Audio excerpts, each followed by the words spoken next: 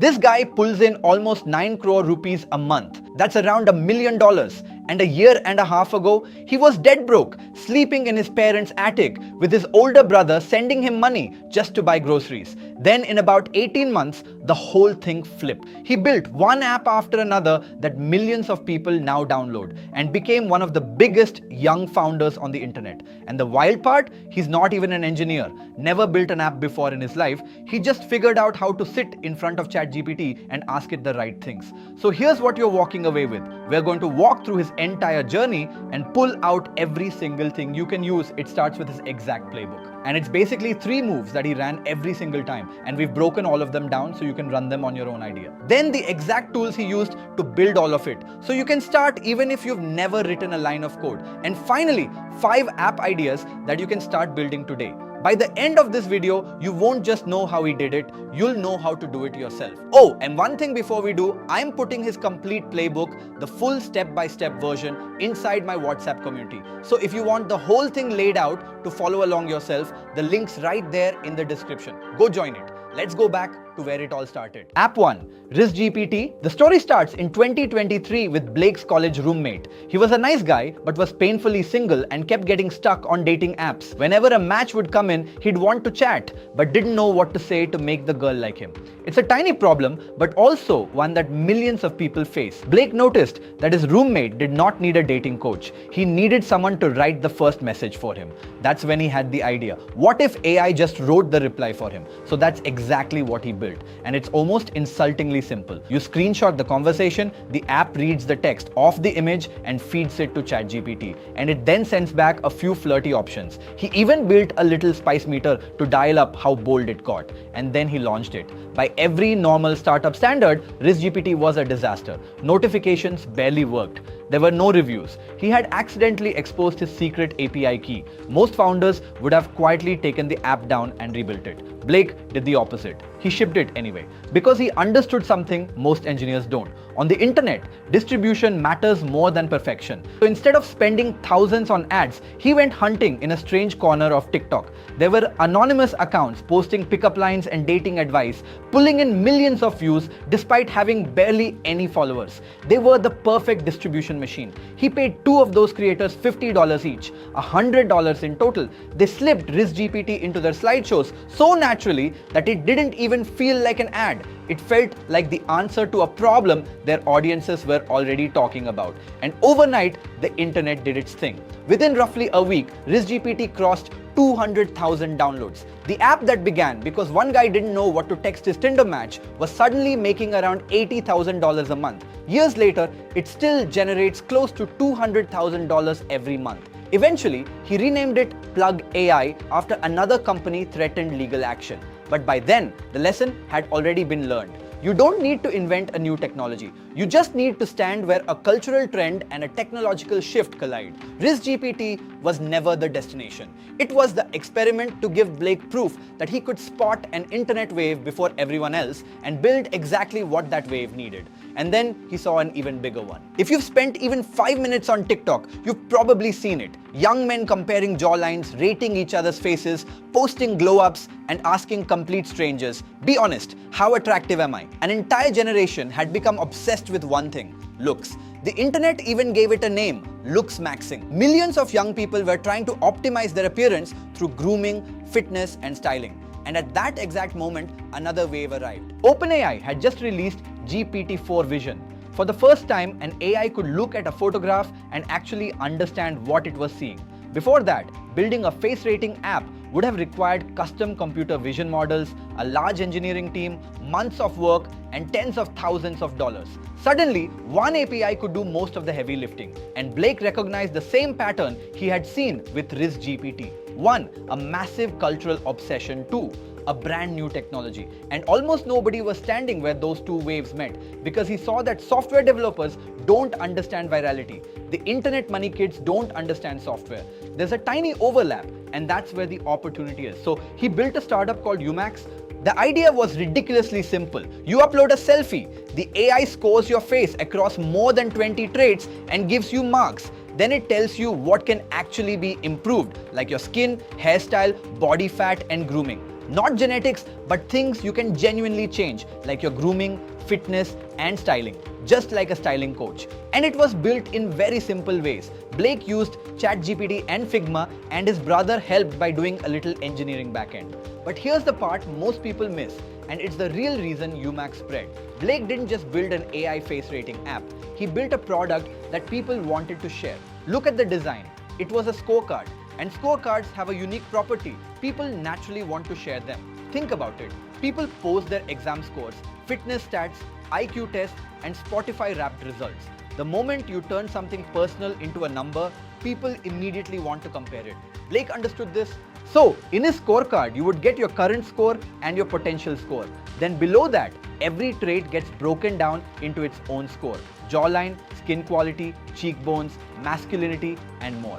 And that potential score is what made the product addictive. Because suddenly, the app wasn't just saying, here's how attractive you are. It was saying, here's how much better you could become. The score gave people a reason to improve and come back. And the difference between the two gave people a story to share. If someone goes from a 62 to a 74, they take a screenshot, post it on TikTok or Instagram, then their friends download Umax to see their own score.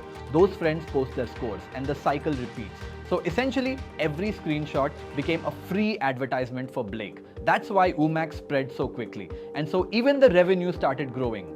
In month 1, they earned around $100,000. And by month 2, it was $200,000. And since then, they've been doing $500,000 regularly. Today, the app has crossed 10 million downloads only on Play Store. He had done it. The kid who had been sleeping in an attic and building broken apps just months earlier was suddenly running one of the fastest growing consumer AI companies in the US. And that is exactly when someone tried to take all of it. Because the moment Umax proved this niche was worth money, the clones came. One of them, called Umax AI, copied the whole app top to bottom, and it started catching up fast. It matched Umax's download count in about 2 weeks. What Blake did next is the most aggressive move in the entire story. It cost him more than the app had ever made him, and it is the reason he is still standing. Umax soon ended up outgrowing Umax AI by almost 4 times. So Blake did not win because his app was better. He won because he got in front of the right people first. He won on distribution, not technology. And that is lesson 1 of the entire AI era. Write this one down. Technology is almost never the only mode. Anyone can copy the app. Anyone can use the same model. What people will struggle with achieving is the audience you already own. Which raises an obvious question. If the tech is so easy to copy, how do you build something that actually lasts? Blake's answer was surprisingly simple. Stop chasing clever ideas. Instead, find a giant market that already exists and make it 10 times easier with AI. And soon enough, he found one. Calorie tracking. It's one of those habits that people want to stick to, and almost nobody enjoys doing. Every meal means opening an app, searching for ingredients, estimating portions, and logging everything manually. It's tedious, repetitive, and just annoying enough that most people eventually give up. Blake looked at that giant boring market and saw something different. He didn't need to create a new behavior. Millions of people already count calories. Millions more wish they did. He only needed to make the process dramatically easier. So he decided to use the help of AI. And so he made Cal AI. You simply photograph your meal and the app estimates the calories and breaks down the protein, fats, and carbs. If you look at it from a distance, it might seem like Blake was lucky with one app after another going viral. But it wasn't just luck. It was a carefully executed playbook that he repeated over and over. And today, I'm going to teach you that playbook. 1. The first lesson is about ideas. Most founders start with the technology and ask, what can I build with AI? But Blake starts from the opposite end. He asks, what are people obsessing over already? It could be dating, looks, status, health, anything. These are problems that sit close to our deepest desires, which means you never have to convince people to care. They already do. So the first thing is to identify such a problem. Second, put a filter. It's called the 3-word travel test. You should be able to pitch the app in 3 words at a loud party, sober, and have the person turn to someone else within 10 seconds and say, wait, did you hear about that? For example, AI that texts girls for you, or AI rates your looks, or even photo that counts calories. Those one-liners will get great word of mouth. If an idea needs a 5-minute explanation, it is already dead. And thirdly, he focuses on timing. Blake's biggest insight is that billion-dollar opportunities often appear when two waves crash into each other, a cultural trend and a new technology.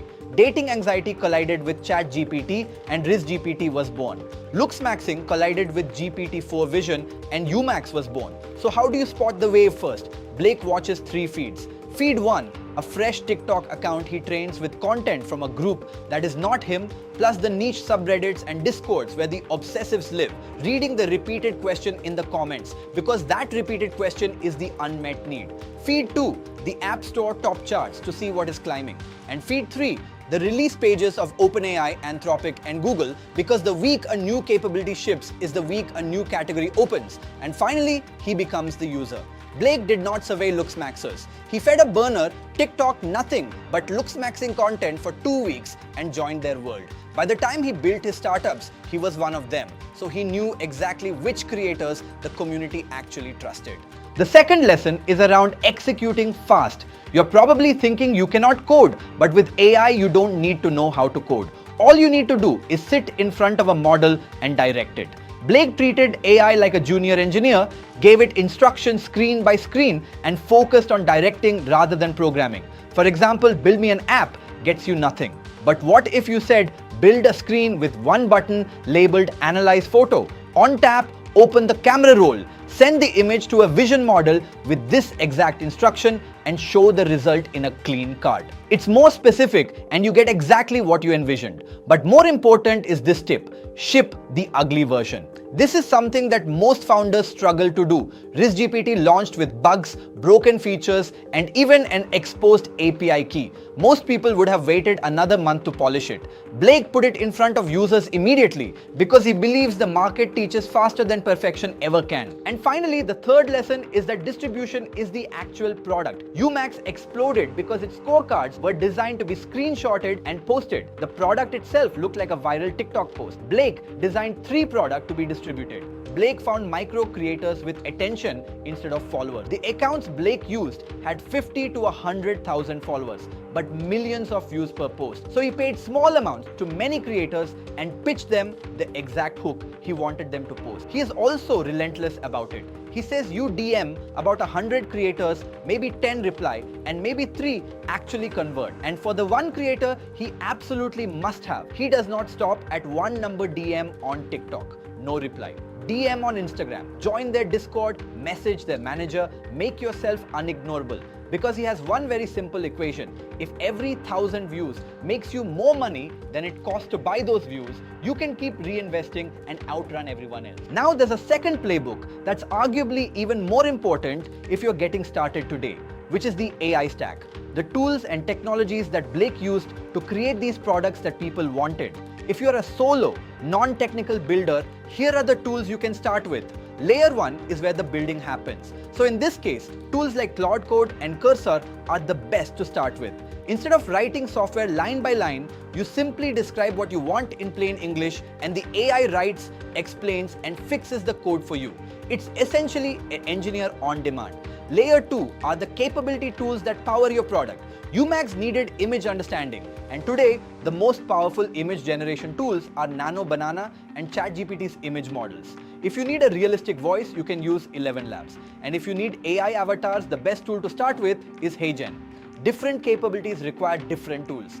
Layer 3 is the store. Blake built iOS apps in SwiftUI and distributed them through the App Store. That's still a valid path, but it's not the only one. For many builders today, the fastest route is a simple web app with a payment button and one-click deployment. Finally, layer 4 is the marketing and distribution. Now note this because it's where most people fail. Finding an audience is just as important as building your product. For Blake, the solution was marketing through TikTok creators. For others, it might be X, YouTube Shorts, Instagram Reels, newsletters, communities, or SEO. And that's it. That's all you need to know within tools to start building like Blake. And that brings us to the final part of this video. The hard part is no longer building, it's deciding what to build. Now across the internet, people are already telling you exactly what they want. You just have to pay attention. So here are a few ideas we sourced from online communities that you could use to start building this weekend. The first is an AI data logger. If you type track my workouts and mood, the app automatically creates forms, tables and charts for you. Second is a subscription tracker. It tracks every subscription you pay for and gets step-by-step instructions on how to cancel the ones you no longer use. Third is a visitor sign-in app for small offices. Someone scans a QR code, enters their name and company, and the system automatically logs the visit with a timestamp. And fourth is an AI events concierge. Most people miss interesting events simply because they never hear about them. This app scans local event listings and recommends the ones you're most likely to care about based on your interests. Notice the pattern. None of these ideas require breakthrough technology, need a big team, or are trying to create demand. They are existing problems made dramatically easier with AI. So, by now, you have everything you need to start building. If you still need hand-holding for the tools, you can start with our Claude Code Masterclass. We literally walk you through the tools step by step and build real projects alongside you. It is the fastest way to go from watching this to having something live tonight. So close this video, open your laptop, and go make something. And to not miss out on more such videos on stories of AI indie builders like this, subscribe to our channel. I'll see you in the next one.